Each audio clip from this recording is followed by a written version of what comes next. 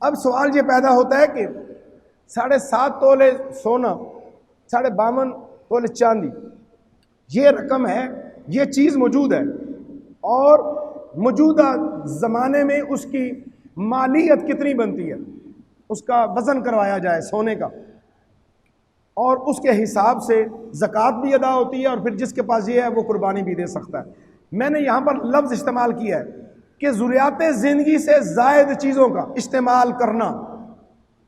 گھر جو ہے یہ ضرورت ہے آج کے دور میں، اور ہر دور میں رہی ہے۔ کپڑے پہننا ضروریات زندگی ہے، سردی گرمی کا بستر رکھنا، چارپائی اور بیڈ رکھنا ضروریات زندگی ہے۔ پینے کے لیے برتن، کھانے کے لیے برتن کا رکھنا ضروریات زندگی ہے، اور سفر کے لیے گاڑی، موٹر سائیکل، سائیکل کا ہونا یہ ضروریات زندگی ہے۔ اب ضروریات زندگی میں کیا ہے؟ ایک بندے کی ضرورت جو ہے، ایک گاڑی ہے لیکن اس کے پاس 2، 3 یا 4 ہیں۔ اب پیسہ اس کے پاس موجود نہیں لیکن یہ چیزیں موجود ہیں۔ اسے ضرورت ہے ایک گھر میں 1 یا 2 کمروں کی، لیکن اس کے پاس اتنے کمرے زائد ہیں کہ اب ان کمروں میں لوگ رہتے ہی نہیں، صرف اس میں سجاوٹ کے سامان اور وہاں پر ضروریات زندگی پڑی ہوئی ہیں۔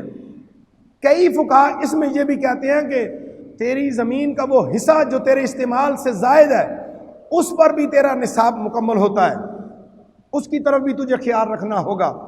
اسی طرح آپ کے کارپٹ پڑے ہیں پورے کمروں میں، آپ کی ضرورت نہیں کارپٹ بچھانا، لیکن اب آپ اس کی بھی مالیت گنیں گے۔ آپ کو 1 بیڈ کی ضرورت ہے لیکن آپ کے پاس 10 بیڈ ہیں۔ آپ کو گھر میں 5 بستروں کی ضرورت ہے لیکن پیٹیاں بھری ہوئی ہیں، 50 بستریں ہیں، 50 خیز کمبل، اور آپ کی چادریں اور اس طرح کی چیزیں ہیں۔ آپ کی ضرورت کے 3 پارچات ہیں لیکن الماری کپڑوں سے بھری ہوئی ہے۔ آپ کی ضرورت کے 2 جوڑے آپ کو اپنے شوز چاہیے، لیکن آپ نے ہر کپڑے کے ساتھ میچنگ جو ہے چیز استعمال کی ہوئی ہے۔ یہ ضروریات زندگی سے بڑھ کر ہے۔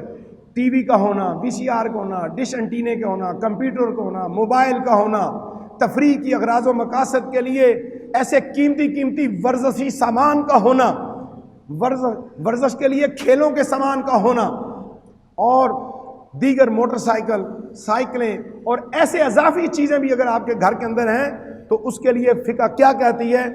یا قرض لو اور فوراً اپنا یہ قربانی ادا کرو اور وہ قرضہ واپس لوٹاؤ، یا ان میں سے چیزوں کو فروخت کر دو۔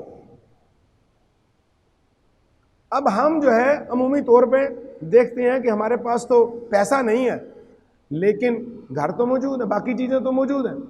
اب اس کے لیے آپ کو علماء سے، متعلقہ علماء سے مسائل پوچھنے ہوں گے۔ ایک میں نے لفظ بولا ہے جس کے ذمے بندوں کا یا اللہ کا قرض ہے، اس پر بھی قربانی نہیں۔ اللہ کا قرض کیا ہے؟ اللہ کا قرض یہ ہے آپ نے زکوٰۃ نہیں دی،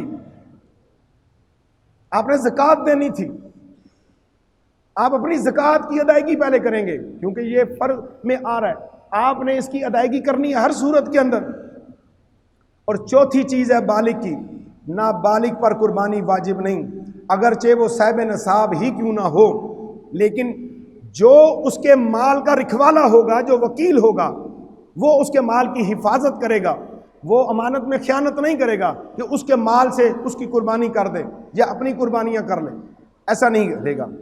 شرعی لحاظ سے جو ہے جب بندہ بالغ ہو جائے پھر اس کے اوپر جو ہے قربانی